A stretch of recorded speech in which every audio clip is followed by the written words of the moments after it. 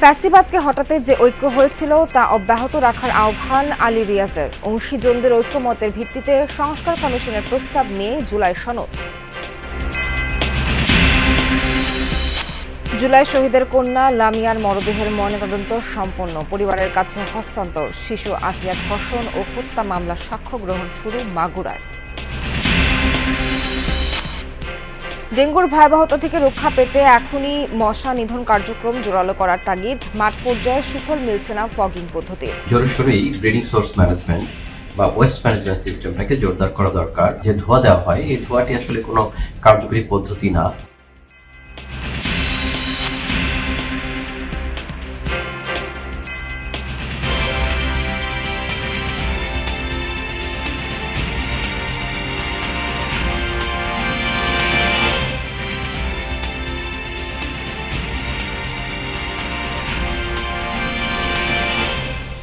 স্বাগত সবাইকে, আমন্ত্রণ যমুনা নিউজে। এতক্ষণ শিরোনাম দেখছিলেন, পুরো খবর জানাচ্ছি নাবিলা সোহার।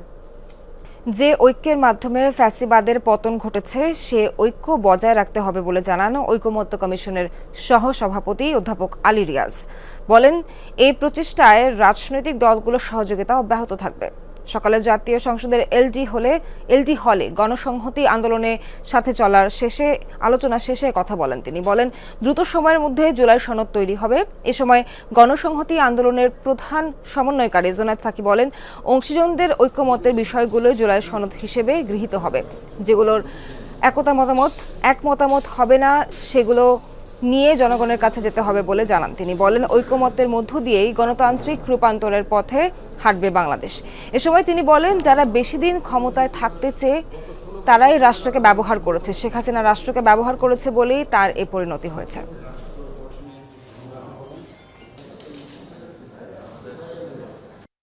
ফ্যাসিবাদের বিরুদ্ধে জনসাধারণের ঐক্যবদ্ধ প্রচেষ্টাই আসলে ফ্যাসিবাদী শাসককে পলায়নে বাধ্য করেছে। এই ঐক্য বজায় রেখে এই ঐক্যের যে মূল চেতনা সেটাকে ধারণ করে আমাদেরকে অগ্রসর হতে হবে। এটা শুধুমাত্র আমাদের অঙ্গীকার নয়, এটি আমাদের দায়। দর্শক, এই বিষয়ে আরো জানবো আমরা। আমাদের সহকর্মী লামিয়া তিথি যুক্ত আছেন আমাদের সঙ্গে। তিথি, কি কি বিষয় গুরুত্ব পাচ্ছে এই বৈঠকে, একটু বিস্তারিত জানাবেন আমাদের।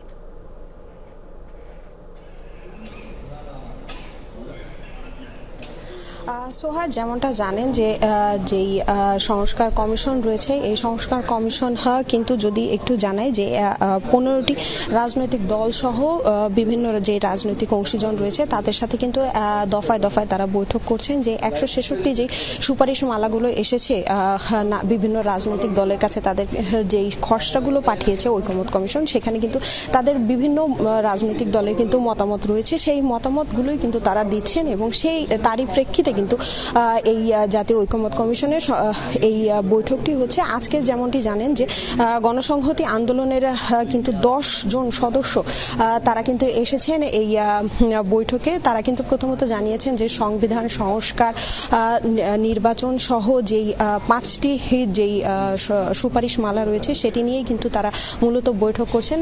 গণসংহতি আন্দোলনের কিন্তু 10 জন নেতৃত্বের সদস্য এসেছেন। তারা কিন্তু ইতিমধ্যে কিছুক্ষণ আগে কিন্তু জোনায়েদ সাকি আমাদেরকে জানিয়েছেন, তিনি বলেছেন যে বিগত যে সরকার ছিল সেই সরকার কিন্তু নিজের ক্ষমতাকে দীর্ঘায়িত করার জন্য রাষ্ট্র ব্যবস্থাকে ব্যবহার করেছে। তিনি আরও বলেছেন যে সকল দলগুলোর মতামত একই হবে, যদি বলা যায় যে সবাই যেই মতামতগুলোতে 166টার মধ্যে যে মতামতগুলোতে ঐকমত প্রকাশ করবে রাজনৈতিক দলগুলো সেগুলোকেই কিন্তু তারা জাতীয় সনদ হিসেবে গৃহীত করতে চান। একই সাথে কিন্তু যে ঐকমত্য কমিশনের প্রধান রয়েছেন আলী রিয়াজ, তিনি কিন্তু জানিয়েছেন যে সেগুলোকেই যেগুলো ভিন্ন থাকবে সেগুলো কিন্তু জনগণের মতামত নিতে হবে। অসংখ্য ধন্যবাদ আপনাকে। পটুয়াখালীর দুমকিতে ধর্ষণের শিকার জুলাই আন্দোলনে শহীদের কন্যা লামিয়ার মরদেহের ময়নাতদন্ত শেষ হয়েছে। সোহরাওয়ার্দী হাসপাতালের ফরেনসিক বিভাগে হয় পোস্টমর্টেম।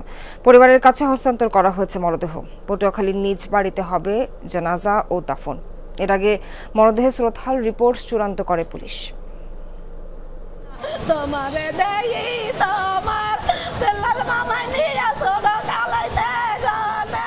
আর কত কান্নার পর তবে শেষ হবে রুমা বেগমের হাহাকার। 24 জুলাইয়ে হারালেন স্বামী, গেল মাসে মেয়ে লামিয়া হলো গণধর্ষণের শিকার। সবশেষ মেয়ের আত্মহত্যার ঘটনায় বিপর্যস্ত মা রুমা বেগম। একলা ছাড়ি নেই, আমরা এতদিন লগে লগে লগে লগে লগে লগে রাখছি। আরে আমার মা, আরে আমার মা। ধর্ষণের শিকার হয়ে লড়াকু মনোবল নিয়ে মামলা করেছিলেন লামিয়া। 2 আসামি আটক, আদালতে স্বীকারোক্তি দিয়েছে একজন। কিন্তু হঠাৎ করেই লড়াই থামিয়ে আত্মহননের পথ বেছে নিল জুলাই বিপ্লবে নিহত জসিম হাওলাদারের মেয়ে লামিয়া। আসামি 2 জন অ্যারেস্ট হয়েছে, কিন্তু এখন পর্যন্ত আপডেট কিছু হয় নাই, যার কারণে হয়তো বা এরকম হইতে পারে যে ওইটার মানসিক চাপে করছে। ধর্ষণের কারণে আমার এই ভাতিজি এই দুর্ঘটনা করছে, এই জন্য আমরা ফাঁসি চাই। মামলা তো সে একাই করতে গেছে, আমরা তো সবাই ঢাকায় ছিলাম। তাদের কাছে অনেক হুমকি দুমকি আছে, এই বিধেই মেয়ে আত্মহত্যা করার জন্য এই ঝুঁকিটা নিছে। যদিও আত্মহত্যা চেষ্টার মাত্র 2.5 ঘন্টা আগেও জুলাই স্মৃতি ফাউন্ডেশনের প্রতিনিধি দলের সাথে কথা হয়েছিল লামিয়ার। জড়ায় ধরার পরে আমাকে বলে যে আপনি তো বললেন যে আল্লাহ যা করে ভালোর জন্য করে, আমিও জানি আল্লাহ যা করে ভালোর জন্য করে, তাহলে আমার সাথে যা হলো এটা আল্লাহ কি ভালোর জন্য করছে। খবর পেয়ে হাসপাতালে ছুটে আসেন বিএনপি, এনসিপি, বৈষম্য বিরোধী ছাত্র আন্দোলন ও জুলাই ফাউন্ডেশনের নেতাকর্মী ও কর্মকর্তারা। সবারই অভিযোগ, জুলাই যোদ্ধা ও তাদের পরিবারকে নিরাপত্তা দিতে পারছে না রাষ্ট্র। আমাদের যে শহীদদের পরিবাররা রয়েছে তাদের নিরাপত্তা ছিল এই রাষ্ট্রের সর্বপ্রথম দায়িত্ব, কিন্তু এই নিরাপত্তা দিতে রাষ্ট্র ব্যর্থ হয়েছে। তারা যে 90 দিনের কথা বলেছেন কিছুদিন আগে আমাদের বোন আসিয়ার সময়, এটা আরও যদি দ্রুততম সময়ের মধ্যে দৃশ্যমান শাস্তি নিশ্চিত করা যায়। আজকের এই সরকার এই জবাবটা কি দেবে? আর যদি তারা এইটুকু দায়িত্ব পালন না করতে পারে তাহলে অবশ্যই আমরা বলবো দ্রুত একটা নির্বাচন দিয়ে একটা নির্বাচিত সরকারের কাছে দায়িত্বটা ছেড়ে দেখ। দ্রুততম সময়ের মধ্যে ধর্ষকদের সর্বোচ্চ শাস্তি নিশ্চিত করার দাবি জানিয়েছে স্বজন, বিভিন্ন রাজনৈতিক দল ও সংগঠন। শওকত মঞ্জুর শান্ত, যমুনা নিউজ, ঢাকা। ময়নাতদন্ত শেষে লামিয়ার মরদেহ গোসলের জন্য নিয়ে যাওয়া হচ্ছে। সাথে আছেন আমাদের সহকর্মী রেদওয়ান আহমেদ। যাচ্ছি রেদওয়ানের কাছে। রেদওয়ান, মরদেহ কোথায় নিয়ে যাওয়া হচ্ছে, আর ময়নাতদন্ত আর সুরতহাল থেকে কি নতুন কোনো তথ্য সামনে আসলো কিনা?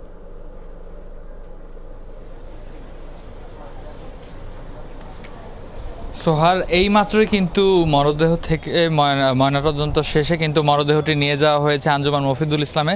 সেখানেই কিন্তু তার মরদেহটি গোসল শেষে তার যে নিজ গ্রামের বাড়ি পটুয়াখালীর উদ্দেশ্যে নিয়ে যাওয়া হবে। মূলত ময়নাতদন্ত এবং সুরতহাল প্রতিবেদনে কিন্তু একই চিত্র আমরা দেখতে পেয়েছি, যেটি আসলে দেখা গেছে যে তার গলায় কিন্তু অর্ধচন্দ্র আকৃতির যে একটি চিহ্ন সেটি কিন্তু লক্ষণীয়। অর্থাৎ ময়নাতদন্ত এবং সুরতহাল প্রতিবেদন দুটি আসলে দেখে যেটি বোঝা যাচ্ছে এখন পর্যন্ত যে আত্মহত্যা যে করেছে সেটি কিন্তু মোটামুটি নিশ্চিত, এবং এমনটি কিন্তু সেটি যে নিশ্চিত সেটি কিন্তু আমাদের জানাচ্ছিলেন এই মর্গের যে কর্মীরা তারা। এবং শেষ খবর পাওয়া পর্যন্ত তার এখন পর্যন্ত ঢাকায় কোনো জানাজা হওয়ার কথা নেই। তবে যত দ্রুত সম্ভব পরিবারের সদস্যদের ইচ্ছা যেন তাদের এই মরদেহটি তাদের গ্রামের বাড়িতে নিয়ে যাবেন এবং সেখানেই একটি মাত্র জানাজা হবে তার, এবং সেখানেই তাকে দাফন করা হবে। মূলত তার যে বাবা, জুলাই আন্দোলনে নিহত যে শহীদ, তার এই মেয়ে লামিয়ার যে এই ধর্ষণের ঘটনায় কিন্তু মামলা চলমান ছিল আদালতে, এবং যখনই তিনি জানতে পারেন যে আসলে তার এই মামলায় যেসব আসামিরা আছেন তারা জামিনে মুক্তি পেতে পারেন বা মুক্তি পেয়েছেন, এমন তথ্য জানার পরে কিন্তু তিনি কিছুটা বিষণ্ণতায় ভোগেন, এবং যার কারণে ধারণা করা হচ্ছে, পরিবারের সদস্যরা বলছেন যে মানসিক বিষাদ থেকেই কিন্তু তিনি এই সিদ্ধান্ত নিয়েছেন, আত্মহত্যার পথ বেছে নিয়েছেন, এবং তাদের এই হত্যাকাণ্ডের সাথে যারা জড়িত তারা এটিকে হত্যাকাণ্ডই বলতে চাচ্ছেন, এবং এই হত্যাকাণ্ডের সাথে যারা জড়িত তাদের যেন দৃষ্টান্তমূলক শাস্তি হয় সেই জোর দাবি কিন্তু তারা আমাদেরকে জানিয়েছেন। ধন্যবাদ আপনাকে। মাগুরায় শিশু আসিয়া ধর্ষণ ও হত্যা মামলার আনুষ্ঠানিক বিচার কাজ শুরু হলো। জেলা নারী ও শিশু নির্যাতন দমন ট্রাইব্যুনালে সকাল 10:25 থেকে শুরু হয়েছে সাক্ষ্য গ্রহণ। আজ 3 জনের সাক্ষ্য নেওয়া হচ্ছে।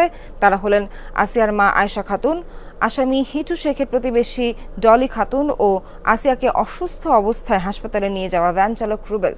গেল 13 এপ্রিল মামলার চার্জশিট আদালতে জমা দেয় পুলিশ। 23 এপ্রিল চার্জ গঠন করা হয়। গত 6 মার্চ মাগুরা সদরের নান্দুয়ালি গ্রামে বোনের বাড়ি বেড়াতে ধর্ষণের শিকার হয় শিশুটি।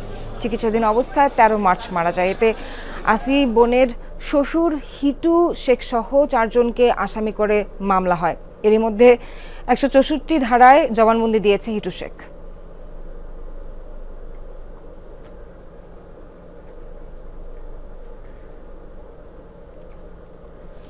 এ বিষয়ে আরও জানবো আমরা। মাগুরা থেকে যুক্ত হচ্ছেন সহকর্মী আলিমুজ্জামান উজ্জ্বল। উজ্জ্বল, মামলার সাক্ষ্য গ্রহণ কতক্ষণ চলতে পারে আর বিচারিক কার্যক্রম সম্পর্কে কি কি তথ্য জানতে পারলেন জানাবেন।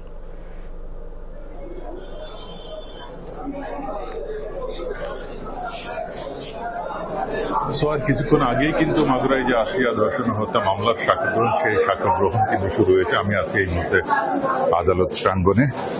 মাগুরার নারী ও শিশু নির্যাতন দমন ট্রাইব্যুনাল আদালতের বিচারক এম জাহিদ হাসানের আদালতে কিন্তু এই মুহূর্তে সাক্ষীদের সাক্ষী চলছে, আমরা যতদূর জানতে পেরেছি। এ সময় কিন্তু আদালতে 3 জন সাক্ষী উপস্থিত আজকে আছেন। সাক্ষীদের মধ্যে রয়েছেন যে শিশুটির মা আয়শা খাতুন, এছাড়া আসামি হিটু শেখের প্রতিবেশী জলি খাতুন ও শিশুটিকে নিয়ে যে ভ্যান চালক হাসপাতালে নিয়ে গিয়েছিলেন ওই দিন, সেই ভ্যান চালককেও কিন্তু সাক্ষী করা হয়েছে রুবেল নামে।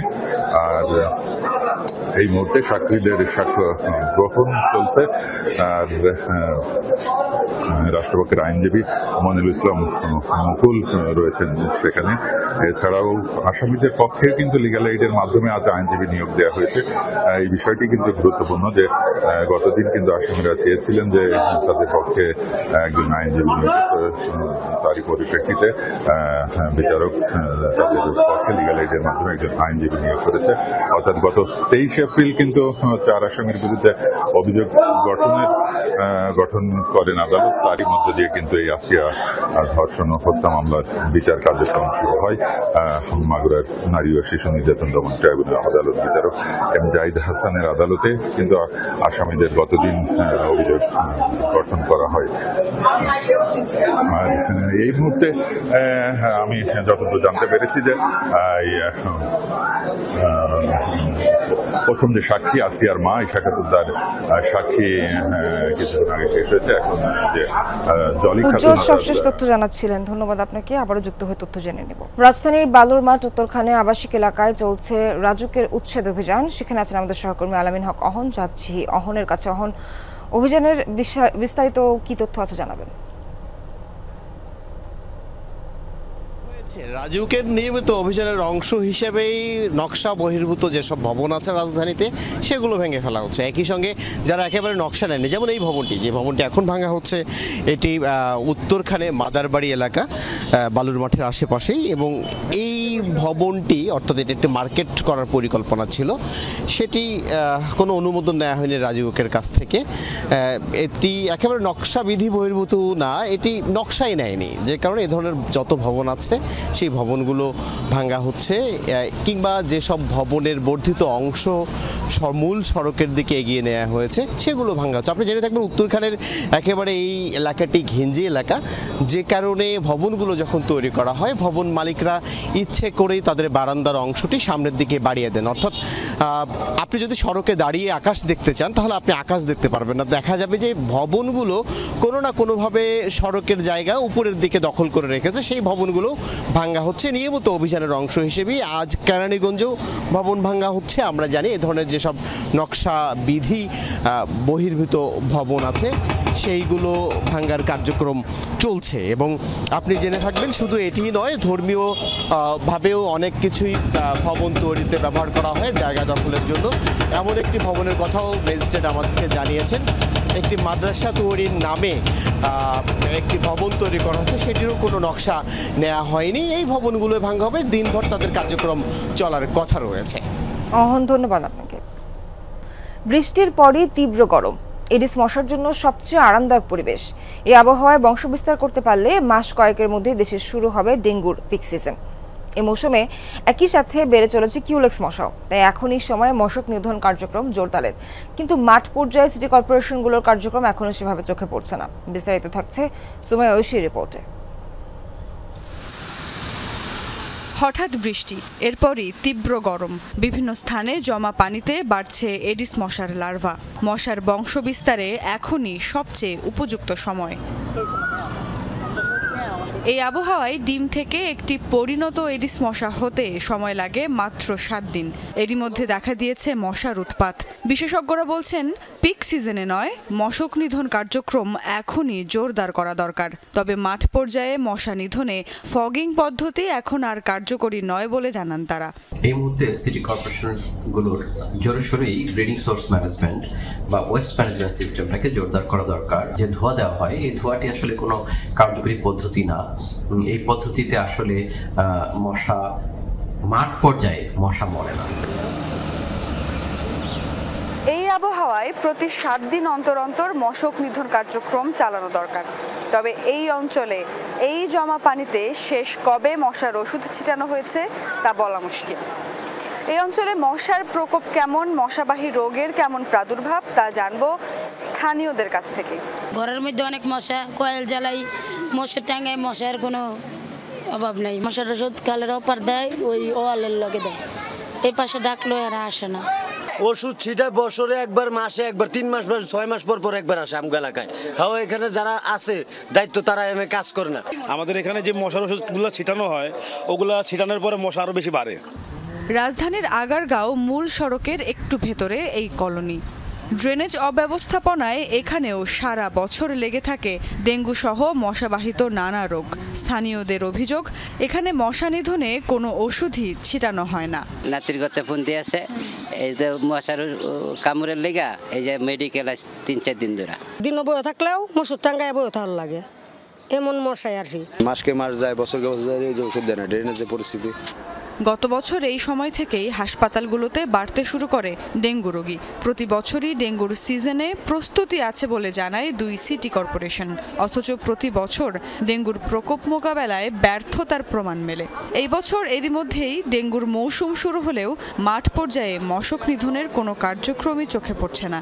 এবারও প্রস্তুতি আছে বলে জানাচ্ছে সিটি কর্পোরেশন দুটি। তবে প্রতিবার তাদের ব্যর্থতার মূল কারণটি কি? ওষুধটা ডেফিনেটলি একটা ম্যাটার, যেহেতু ওষুধ দিয়ে অনেক কেলেঙ্কারি অতীত হয়েছে। আমি তো মাত্র আসলাম, আমি আসার আগে ওষুধ কিনা হয়ে গিয়েছে। তো সুতরাং এটা একটা চ্যালেঞ্জ। আর ওষুধ ছিটানোটার মনিটরিংটা কিন্তু বড় চ্যালেঞ্জ, যে কারণে আমরা আর্মির কাছে যেতে বাধ্য হয়েছি। আমরা সারা ঢাকা এবং ঢাকা দক্ষিণ সিটি কর্পোরেশনের আওতাভুক্ত প্রত্যেকটি এলাকাতেই আমরা পরিচ্ছন্নতা অভিযান, মশক নিধন অভিযান আমরা শুরু করেছি। ডেঙ্গুর পিক সিজনের জন্য অপেক্ষা না করে এখন থেকেই প্রত্যেকটি অলিতে গলিতে মশক নিধন কার্যক্রম জোরদার করা দরকার এবং একই সঙ্গে সঠিক ওষুধও নিশ্চিত করতে হবে। তার জন্য একদিকে যেমন দরকার সরকারের দায়িত্বশীলতা, অন্যদিকে দরকার জনগণেরও সচেতনতা। তবেই হয়তো ডেঙ্গু সহ অন্যান্য মশাবাহিত রোগগুলো নিয়ন্ত্রণ করা সম্ভব হবে। সুমাইয়া ঐশী, যমুনা নিউজ, ঢাকা। দর্শক, আবার একটা বিরতি নিচ্ছি। যমুনা নিউজে ফিরছি কিছুক্ষণের মধ্যে।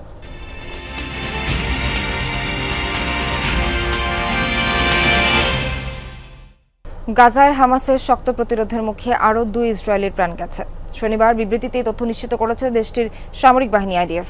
গাজা সিটিতে অভিযান চলাকালে তাদের মৃত্যু হয়। এর মধ্যে একজন সেনা সদস্য ও অপরজন বর্ডার পুলিশের সদস্য। প্রাথমিকভাবে ইসরায়েল জানিয়েছে হামাস ও ইসরায়েলের সেনাদের মধ্যে ব্যাপক গোলাগুলি হয় সেজাইয়া এলাকায়। এতে প্রাণ যায় ওই সেনা সদস্যের। পরে সেখানে উদ্ধার অভিযান পরিচালনা করতে গিয়ে আবারও হামাস সদস্যদের প্রতিরোধের মুখে পড়ে ইসরায়েলি সেনারা, প্রাণ যায় আরও একজনের।